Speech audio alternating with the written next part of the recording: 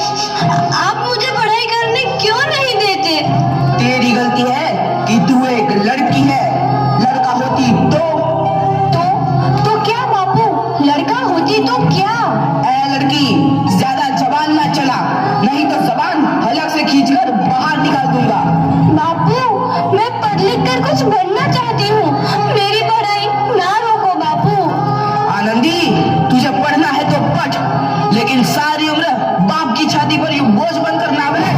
पर बापू, अभी तो मेरी उम्र पढ़ाई लिखाई की है, मुझे पढ़ लिख कर डॉक्टर बनना है। पढ़ाई पढ़ाई पढ़ाई, आज तो तेरी इन किताबों का काम तमाम करके ही छोड़ूंगा। ये ले। नहीं बापू, मत पढ़ो बापू। मत छोड़ी। नहीं बापू, नहीं। बापू, ये तुमने क्या किया? तुमने मेरी इन किताबों को ही नहीं फाड़ा बापू, मेरी किस्मत फाड़ दी, मेरी किस्मत। ये कॉपी किताबें ना सिर्फ छोरों के हाथ में अच्छी लगती है, लड़कियों के हाथ में तो सिर्फ मेहंदी अच्छी लगती है, मेहंदी। पर बापू, मैं लड़की हूँ तो क्या हुआ? लड़का और लड़की तो हमारी दोनों आंखों के समान होते हैं। चुप कर आनंदी, और यह एहसान मान कि अब तक जिंदा है तू। कहीं बचपन में गला दबाकर मार दिया होता तो यह तेरी बकबक नहीं सुननी पड़ती आज। पर बापू, मुझे चूल्हा जलाना अच्छा ना लगे है। देख छोरी, जितना जल्दी हो तू चूल्हा जलाना सीख ले, उतना ही अच्छा है तेरे लिए। और हाँ, तेरा ब्याह तो होगा, वो भी कल के कल। अपना जीवन है तुम्हारी यही कहानी, आंचल में है दूध और आंखों में है पानी। मुझे माफ कर दे बेटी, तेरे बापू के जिद के आगे मेरी एक न चलेगी। माफ कर दे बेटी, मुझे माफ कर दे।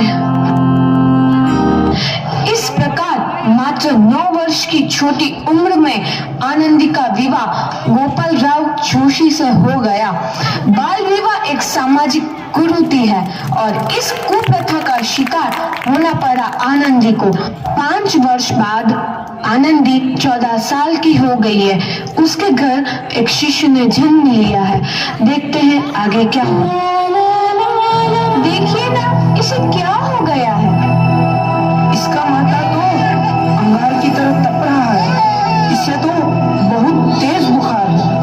आप बिना कुछ भी बोलते हैं, दीजिए मुझे।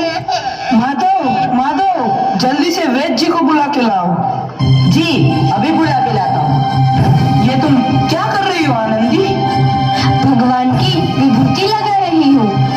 बस करो आनंदी, ये सब अंधविश्वास है। अरे आप यकीन तो कीजिए, भगवान की कृपा से इसका माथा ठंडा हो रहा है और बुखार भी उतर गया है ना बाबू? देखिए, दीजिए मुझे। उठो बाबू, आंखें खोलो, तुम्हें तुम्हारी माँ बुला रही है। आंखें खोलो, देखिए ना इसे क्या हो गया है, आंखें भी नहीं खोल रहा। आंखें खोलो बेटा, आप चुप क्यों है? आंखें खोलो बेटा, आंखें खोलो। आनंदी, हमारा बेटा कभी आंखें नहीं खोलेगा। नहीं, ऐसा नहीं हो सकता। मेरे बेटे को मुझसे कोई नहीं छीन सकता, कोई नहीं छीन सकता। पागल मत बनो आनंदी। माधव, माधव। आनंदी, बंद करो ये पागलपन। भगवान ने मेरा बच्चा छीन लिया। भगवान ने नहीं, तुम्हारी अशिक्षा और अंधविश्वास ने तुम्हारा बच्चा छीना है। अगर तुम पढ़ी लिखी होती तो आज हमारा शिशु जीवित होता। तुम अनपढ़ थी आनंदी, अनपढ़। नहीं, अब मैं अनपढ़ नहीं रहूंगी, नहीं रहूंगी मैं अनपढ़। मैं पढ़ूंगी ताकि कल किसी और आनंदी को इलाज के अभाव में अपना बच्चा ना खोना पड़े। शाबाश आनंदी, और यही तुम्हारे अपराध के लिए प्रायश्चित भी है।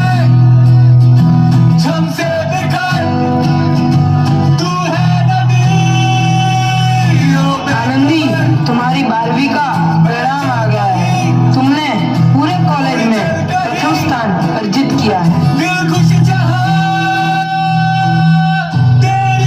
आनंदी, तुम्हारी मेहनत रंग लाई है, तुम्हें शिक्षा वृत्ति मिली है। ये लो तुम्हारे अमेरिका जाने की टिकट। शानदार। मुझे शिक्षा वृत्ति मिल गई, मैं अमेरिका जा रही हूँ, पर ये सब मैं अकेले कैसे कर पाऊंगी? दी, अपने आप को इतना कमजोर क्यों समझ रही हो? फिर इतना पढ़ने लिखने का क्या फायदा? तुम अभी गवार की गवार नहीं हूँ मैं अब गवार।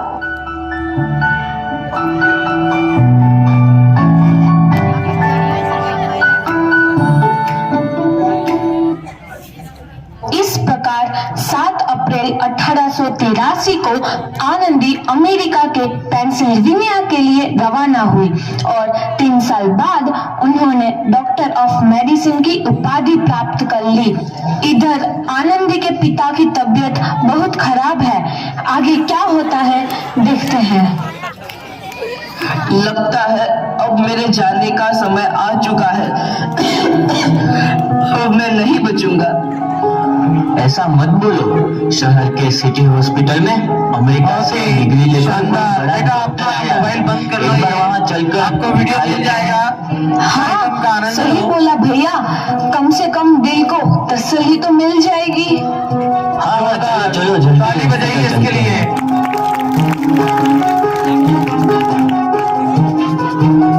इस मरीज की हालत तो बहुत ही खराब है। कोई चमत्कार ही इसे बचा सकता है। ऐसा मत बोलो भाई। डॉक्टर साहब कब तक आ जाएंगे? लो आ गई डॉक्टर मैडम। डॉक्टर मैडम जल्दी देखिए, मरीज की हालत बहुत ही खराब है।